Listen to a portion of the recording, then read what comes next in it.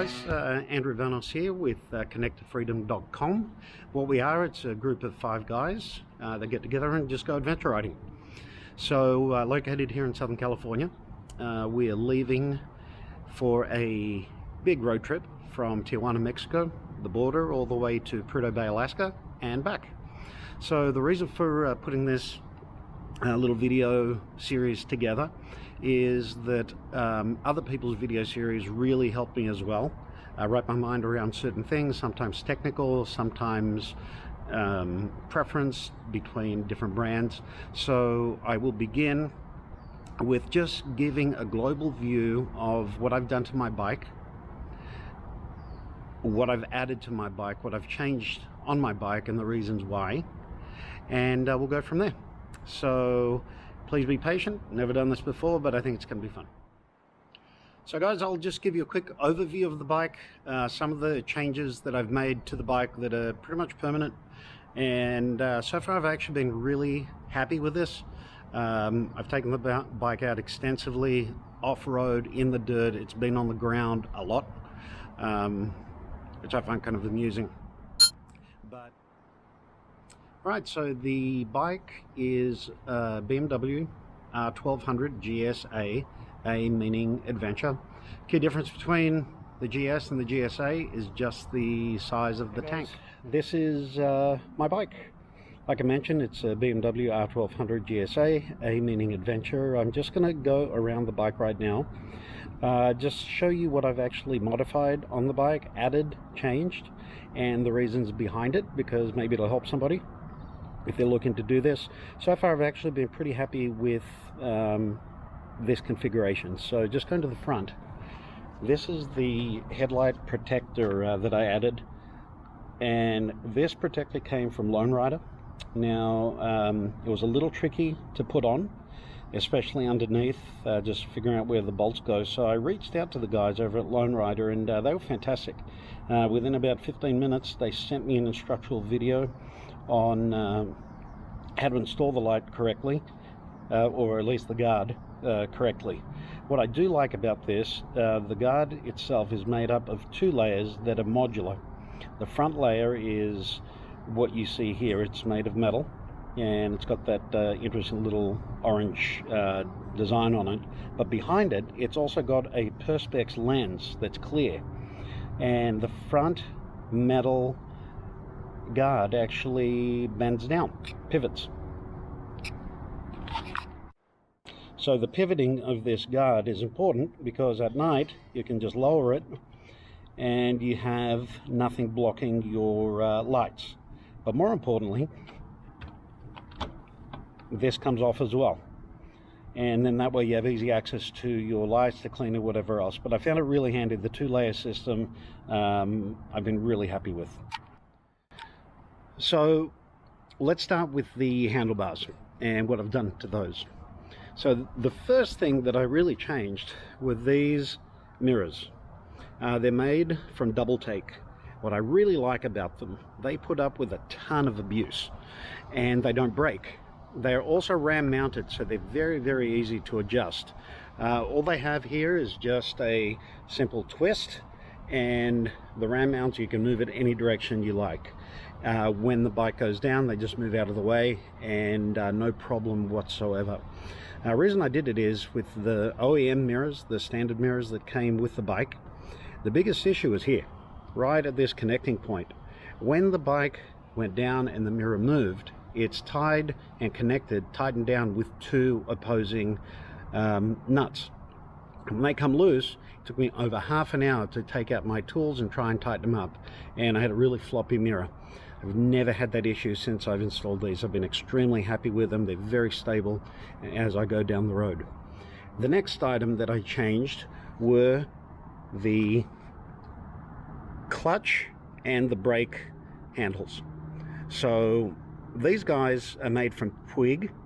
They are adjustable, and I'm able to shorten them so I don't have the really long levers that can affect my riding when I just want to use 2 fingers. The other thing is the OEM ones, first time bike went down, one of them snapped, so that just wasn't good for me. But I've been extremely happy with these, and also with the adjustments. What I found, the tolerances, you can adjust those, and just makes the ride so much easier to engage the clutch. The other really important item that I thought, oh, handguards are handguards, but no, they're not. I have installed the Bark Buster handguards. Now, the one thing about them is, with the ones that I have, there's another little attachment up here that they say, you know, when it's cold, put it up, protect, warm, you know, keeps your hands a little warmer. No big deal. I like it. It just gives me a little more protection. But more importantly, these handguards are so sturdy because of the aluminium they've got them built with. I cannot tell you the amount of times that I've ridden along and I've gone between trees, and these things have actually saved my hands from getting crushed. I won't ride without them. It's just one of these things that I'm convinced has to be on the bike. The other item that I have, and I don't know if you can really see it from here, are the risers. So right there, probably one of the best modifications I've made to the bike. These are made by Rocks, and these risers are, I think they're 1 inch, maybe 1.5 inch. But what they actually do, when you stand on your pegs, it prevents that hunching over, and on a long trip it just makes it so much more comfortable and actually easier to control the bike. So the other item I've got on here that I'm really happy with is my mount for my cell phone. And this one is made by Rockform, and what I love about it, it's really easy to attach your phone and take it off, and it does not come off even when the bike goes down. And I know I mention that a lot, but I'm pretty good at the bike going down. And all you do, just put it at an angle like that, and it's set. That's it. That simple. Now here's another item that I've put on the bike just for protection, and these are the radiator protectors, Radiator Guards, and they're made by Rider. There's a couple of other versions that I heard are pretty good. I've actually been really happy with these. They were pretty easy to mount. The only concern I had, because I'd heard from certain people and certain things I'd read, is that they may make your engine prone to overheating. Well, living in Southern California, riding in the desert all the time, temperatures exceeding 105, 106, 108 degrees, I've never had a problem with overheating with the bike. But again, having a radiator leak in the middle of nowhere can be a little problematic, so I put them on. Peace of mind, just makes the experience that much better. So on my crash bars, I have these little pouches that I've put on. They're just utility pouches, one on the left, one on the right. This is the left one, and just in there I just keep some little handy tools so I don't have to take out my toolkit. Just, you know, little Leatherman, those types of things. I also always have my headlamp in there in case I'm out at night and something happens, I can access it. So it's more of a utility pouch. Now the prices range dramatically on these things. It's kind of crazy what some of them are going for. I actually found GV, this has been a great little pouch. It's not waterproof, but I really don't have anything in there that I really care about, even if it gets a little wet.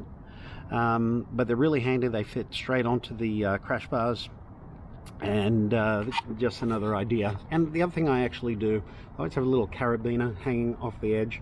I just find it convenient, so when I take my gloves off, I know where they always are and they're not going to fall off. So moving a little bit further down on the bike, as far as the protection aspect of the bike, what I've done to it, I've added these Ricochet skid plates. They're relatively inexpensive, but I figured, you know what, I don't want to crack my cylinder heads, and having an extra plate there for me was a good idea, and I think it proved itself to be true with what happened last weekend. So I'll just go to the other side so you can see. Okay, so I'm on the other side of the bike right now, and last weekend we were riding some pretty interesting terrain, and washed out. My front tire washed out and the bike went down. Well, here is what the plate actually absorbed. So let me get a little closer so you can see it. I mean, the plate got a little deformed. I mean, it is scratched all the way around. But what happened is, and if you actually look where these scratches happened, it was at the open part of the crash bars, where potentially could have had an issue with the cylinder heads. So you know what, I'm happy I did it. They were relatively easy to install, and definitely worth it. So further in the line of what I've put on my bike to protect it, so probably one of the most important things that I've put on is this Black Dog Cycle Works skid plate. What is great about this plate is that it's super heavy duty when you compare it to the OEM plate that came on. And I thought my OEM plate was performing quite well until I went to replace it, and it was just hanging on by one bolt. And it just told me I replaced this thing just at the right time. What's also great about this plate is that underneath, and I'll try and get under there, it's completely smooth. And by completely smooth, you don't have anywhere where rocks and things can catch on and snag the bottom of the bike. So Kurt over at Black Dog Cycle Works has been great. I got a couple of things on the bike from him, but definitely would recommend it. This heavy duty skid plate is a must if you're going to do anything off-road. Okay, so now my gear shifter. I modified this as well. I changed it. This one is the SW Motec. What I do like about it is a couple of things. It moves so that when you hit rocks, it's not going to break. And a lot of you know, if you do happen, those things do break. And it's completely adjustable. And what's important about that, everybody's feet are different. So there's a little sliding channel here to adjust for the length of your foot and your boot, but you can also adjust it up and down so that it fits exactly as you want it with your riding style. So now the foot pegs. I've changed them to the Fastaway Adventure foot pegs. These are a very wide platform peg, and what I love about them is they change the actual profile of the bike when you're riding it. So much better control from your feet. Additionally, what I found separates these from a lot of the other ones, a lot of the other foot pegs that are out there are all solid aluminium all the way around here, and that eventually smooths out and then it becomes slippery. These actually have little screw ends all the way around that are super grippy and replaceable if they ever should get smooth. But the grip on these is absolutely fantastic, riding through water and you name it. Never have an issue with grip. Okay, on my tank, I've added these little rubber grips that just sit here, and they're made by TechSpec, and they're very inexpensive, but they make a massive difference because they give you grip against your tank with your knees. So when you're turning those tight corners, you can actually put your knees in those, and your leg's not going to slide all over the place, which ultimately helps in control. Also, it comes with this other little piece that I really haven't found too useful, but it's there, and one day it may come in handy. So another item that I bought from Black Dog Cycle Works, and these things are made by Rigid. It's a side panel light. It's an LED light that is permanent when it is when the engine's on. But what it actually does, it's a safety feature, and you get seen by cars from the side, which is potentially a very big problem if they don't see you. I'm very happy with them, and the great thing is they're so bright at night, it actually shows you the edge of the road. You can actually see the side of the road in pitch dark. I just want to show you how bright these things actually are.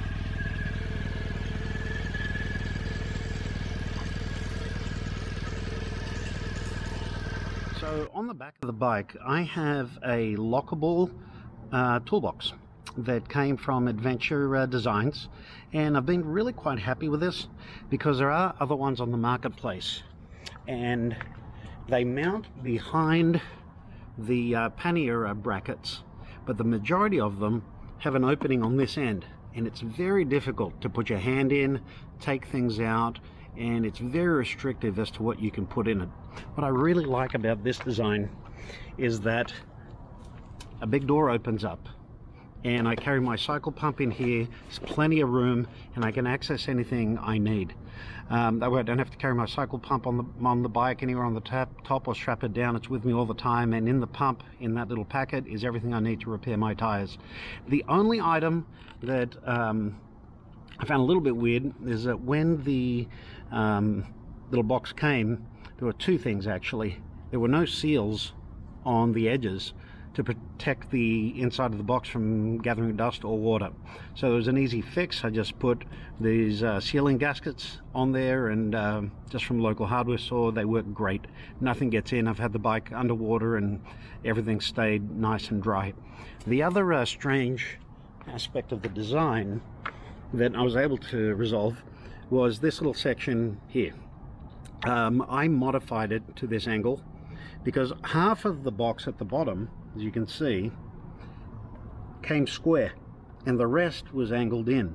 Well, the issue with the square that existed here is that the bracket for the mudguard, when the wheel goes up, would hit the bottom of this box and potentially break this mudguard off. So what I did, I just modified it, just cut it flush all the way across. Problem resolved. But I'm really happy having that little box on the bike with the access from the side. So another modification that I made was I changed the OEM seat. I just found that was just really uncomfortable on long trips. So there were a couple of considerations and a couple of manufacturers that came really highly recommended. I decided to go with the Saddlemen seat. The guys over at Saddlemen were absolutely fantastic. Ezekiel was a guy I dealt with over there, and super accommodating and kind of explained everything to me, and I've been really happy with this particular seat. Got to choose the covering, so it's a little bit of a diamond shaped pattern, so it's a little bit rough and allows me to get a little bit more grip. But what really sold me was this little channel here in the middle that helps you protect your perineum, and most blokes, that's kind of an important deal. I figured I'm not going to risk it. I like that idea and the concept. Whether it does or not is irrelevant.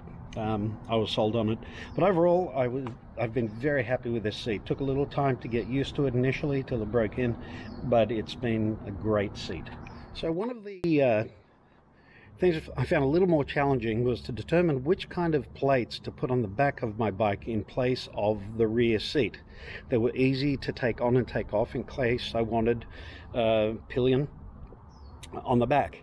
So I decided to go with Alt-Rider, and had a nifty little design. It clips right into the brackets where the seat clips into, but the strangest part of that design was this section here. This was all sealed and closed, which meant I would have to take these grips off to be able to put it on and then screw them back down. That just wasn't practical, especially if I want to be able to replace the seat, the rear seat, and configure it the way I wanted. So what I did, I just took a grinder and cut these channels right here and here. You can see it from here, right here and here. Smoothed them out. So now this guy just comes right out like this. So it makes it really nice and simple just to take it on and off without a problem, and it just clips right into where the rear pillion fits. The other item I did, and I'll show you how it's configured later, is that I put a Rotopax attachment right on this plate. Drilled a couple of holes, it fits in perfectly, and in this section here I carry a full gallon of water. With the Rotopax it fits perfectly, and on top of that I've got my toolkit. And people say tools are heavy. These tools are not very heavy, especially when you consider what a person weighs on the top. And it just sits on top with an opening case, and that actually works really well. And in the back it continues with another Alt-Rider plate, where I have configured and built my top box that I built myself. It was a fun little project, and all my electronics are housed in here. So I have a little power point, little plug that goes in here with an SAE switch. This is plugged directly to the battery, And then let me open it up really quickly so you can see, and I will go into more detail about this box at a later point. But the outlet is right in here, and that splits off into 4 USB chargers. But these USB chargers are the Optimate and USB. They're 12 volt, but what they actually do, and what's impressive about them, is that they will keep charging from the battery for a maximum of 3 hours and then shut off automatically. That way you don't need to worry about draining your battery overnight. So finally, one of the last things I actually did put on the bike were these clear water lights. So the configuration that I have is that on the left side of the bike I have the floodlight, and on the right hand side of the bike I have the spotlight. And then right on my forks I've got the little dialers that actually help really light up the road in front of my tire, which is really super handy. And they just sit on the forks like this. And on the back I have the billy light, and that's this. And I tell you guys, I'm so impressed with how well these lights work and all of the settings that come with them. You can get your front lights going into complete strobe if you need to. It's a great overtaking tool just for safety. And the rear brake light is just, you can see it even if the sun is shining on your tail light. And when you compare the OEM lights to the aftermarket lights, there is no comparison. So very happy with the clear waters. So here's one other item that I did forget to mention. So a lot of people change their crash bars from the standard OEMs to other brands. Now Altrider makes great crash bars. I didn't do that, but what Altrider does, they give you an accessory. And it's this guy here. It attaches to your frame and to the bottom part of the OEM crash bar. And what that actually does, it puts opposing resistance for when the bike goes down for the rear part of the crash bar not to go into your piston case. These things have proven themselves over and over again, and I'm totally comfortable with having that rather than having to go and change my whole configuration of crash bars as well. Guys, thank you for taking the time to watch this video. It's the first one I've ever done, so hope it was alright. But more importantly, the reason I did it is when I was in the market to buy these bikes and learn about adventure riding and everything else, it can get really confusing. So I went over my bike today just to give you an idea of how I've configured mine. It works for me, may not work for you, but those are good starting points to give you an idea of what people do to their bikes and some of the reasons behind it. Okay, I just want to give a quick shout out to Jim Hyde from Rawhide Adventures. Jim Hyde is the owner of Rawhide, and what they actually do, it's a training facility for adventure bikes and adventure riding. I cannot tell you how invaluable that training is. If you are going to go out and use these bikes the way they were designed, I cannot stress how important it is to get the correct training, both from a safety perspective, but also to be able to enjoy your riding. More importantly, the training, what it actually does, it teaches you the skills to maneuver over obstacles, around obstacles, sometimes through obstacles, but always being aware of your abilities. And one of the best things I was able to get out of the training is maybe I shouldn't go up that road. And that's what the training does. It gives you that skill set to be able to make those critical decisions that can keep you safe. More importantly, Jim runs a top-class, world-class operation. They have 2 facilities here in the US, one in Castaic, California, and one in Colorado. If you don't know this, I bought this bike from Jim and his fleet, and they're very well maintained.